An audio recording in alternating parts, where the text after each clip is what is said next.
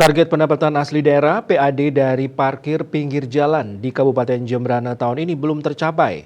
Hingga Desember ini dari target yang ditetapkan 5 miliar rupiah baru tercapai sekitar 2,07 miliar rupiah atau sekitar 40%.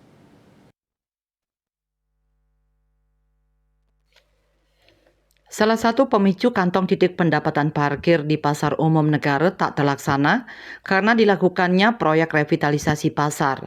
Kepala Bidang Perhubungan pada Dinas Perhubungan, Kelautan dan Perikanan Jembrana, Igede Riyadi, Jumat 15 Desember, membenarkan capaian retribusi layanan parkir pinggir jalan yang masih jauh dari target tahun ini.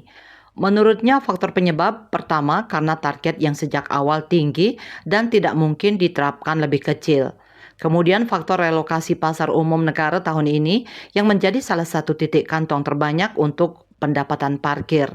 Dari data yang direkap juga menunjukkan hingga akhir tahun atau bulan Desember masih kurang 59% dari nilai target yang ditentukan 5 miliar rupiah atau baru terrealisasi 40%.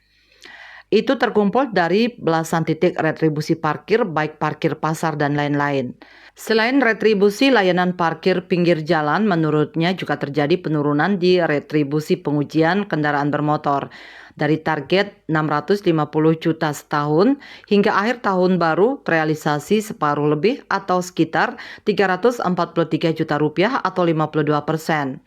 Perubahan fungsi terminal juga mempengaruhi turunnya retribusi parkir kendaraan penumpang dan bus umum. Dari target 2,6 miliar rupiah baru tercapai 66% atau 1,7 miliar rupiah lebih.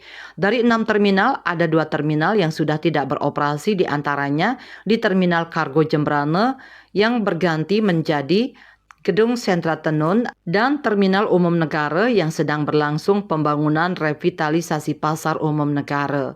Surya Dharma, Bali Post melaporkan.